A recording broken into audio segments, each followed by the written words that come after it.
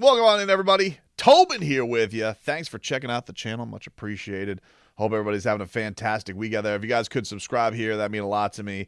Hit the bell. You get a notification every time we put up a new video. We'll be boots on the ground tonight at the Heat game. Got Game Day Uncensored. If you guys could subscribe to the 560 WQAM YouTube page, you guys could watch Game Day Uncensored at 7 a.m. this week. We only doing 2.5 hours of pregame action this week. Apparently, we have some show that we have to air in the wee hours of the morning. So, myself, Omar Kelly, Alejandro Solana, we will be getting you ready for Dolphins and Chiefs. A true statement game. Although Tua put it under the this is the rare trifecta. You know, you have a lot of games that can have a little extra meaning, right? Outside of playoff games. Playoff games go. They are obvious. You don't have to put a little extra spin on them. But I think they go in a wave of three, okay? You have, of course, the statement game, okay? You have the measuring stick game. And then you have the revenge game. Those three, on a positive note, those are usually the three that can be an extra qualifier to give you a little something else extra to have in a game. Now, of course, you have the classic on the other side of things. You have the look ahead, the trap, the fat cat. You have those, but those are on the other end. For a positive spin on games, on what you can get, what extra juice you can get out of a game, usually it's under those three categories: statement, measuring stick, revenge. And this, I honestly think, could be a trifecta.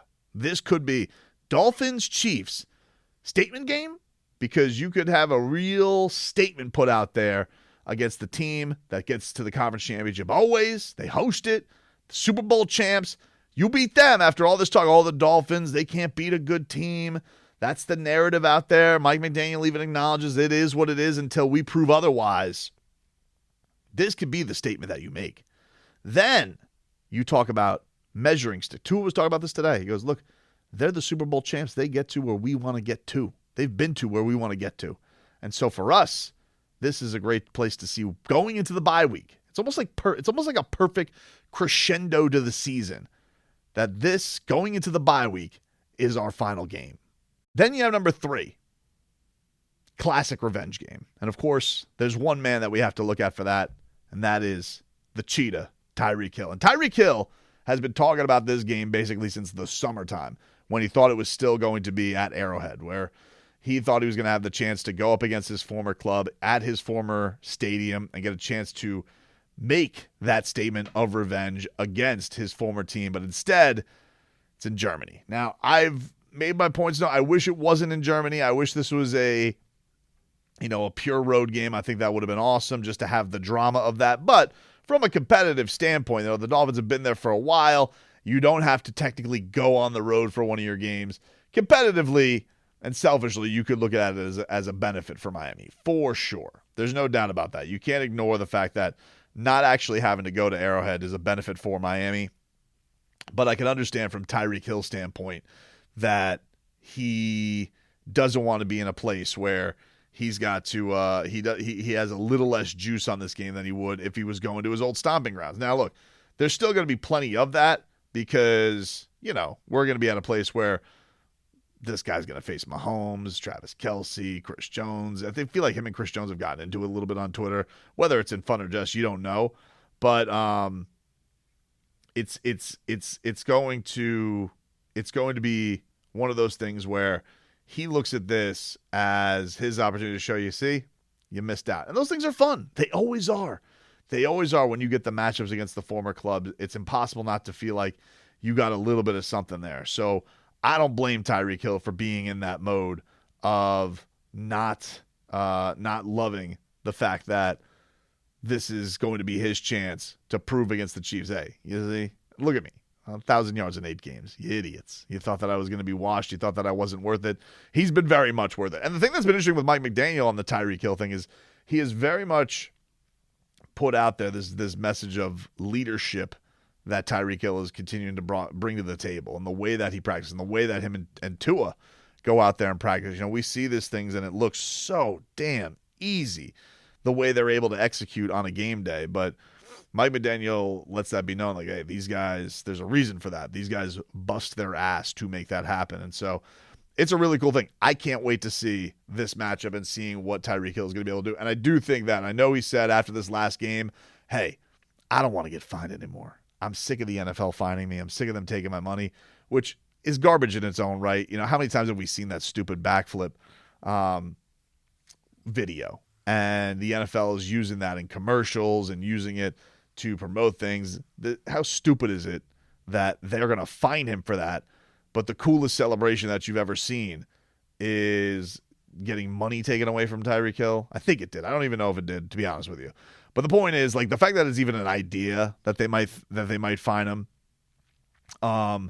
is crazy. It's crazy. Obviously, that there was a fine that did end up finally bothering him. I guess he said his T-shirt too. They were trying to fine him for that. This is crazy. This is one of the faces of your league. This guy is out there doing great fun all the time. I gotta feel like he's got something up his sleeve for the Chiefs. Has to. I don't believe him when he says he's done with celebrations. You know, Tyreek Hill is a troll. Can't always believe what he says. You know, he tells whoppers, and usually always tells whoppers to the extreme. So if he says that he's done, that means to me he's lying in the weeds for a big one against the Chiefs. Just saying. Just saying. That's the way I think it is. Also a very positive day in Dolphins land because a lot of good news on the injury front. Teron Armstead, his window opened on up, so he was at Dolphins practice. And so it seems like we are on the route to getting Teron Armstead back. And there was a lot of good news on that front. You got Mike McDaniel making it seem today like Connor Williams, Xavier Howard in a very, very good place. That, you know, he was talking about the appreciation. Connor Williams sounds like he's a bit of a meanie to Mike McDaniel when he doesn't play. But it sounds like, you know, he was like talking about the benefit that Connor Williams now in hindsight sees. I got the impression that it felt like that guy was coming back. And the only guys not to practice on Wednesday were Robert Hunt, who got banged up in the last game. He's day-to-day, but wasn't ruled out. Mostert, who will get a Wednesday off during the season, little vet day. And Durham Smythe, who is dealing with some ailments, but Mike McDaniel says is like the toughest dude ever. So he's not ruling him out either. So it does really feel like a week where the Dolphins are going to get a lot of reinforcements. You know, maybe getting the pairing finally of Jalen Ramsey and Xavier Howard and doing it against Patrick Mahomes. That'd be a hell of a thing. And yeah, it would give you this feeling. If the Dolphins go out and win this game with a lot of their pieces finally out there, with still Devon Achane possibly coming back, that is like the unicorn of like hoping, oh my God, if they can go and get this win against the Chiefs, go into the bye week, feeling not only as healthy as ever, get a little bit of rest, you reset for a part of the season where they can TCB a little bit, and they've been very good at taking care of the teams they should get taken care of. Yeah, man, there's a lot riding on this trifecta of what we could have, you know, between the health of the teams, putting to bed that narrative of you can't beat the good teams, you can't hang with the real teams, you beat up on the shrimp of the league. And look, that's been true so far. The Dolphins don't have that signature win. They have beaten the bad teams. They have beat up on the dreck of the league. Now, they've beaten the holy hell out of the dreck of the league. It's not like they're having any slip-ups like the Chiefs did last week. But I can't wait for this one, man. This one is Goosey's galore.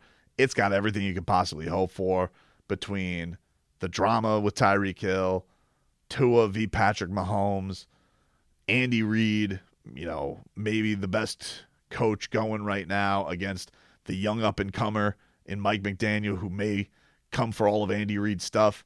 Dude. Can't wait for this one, man. You're going to wake up, watch this game in Germany, early, bright and early, a little breakfast with the Finns. Can't wait for it, man.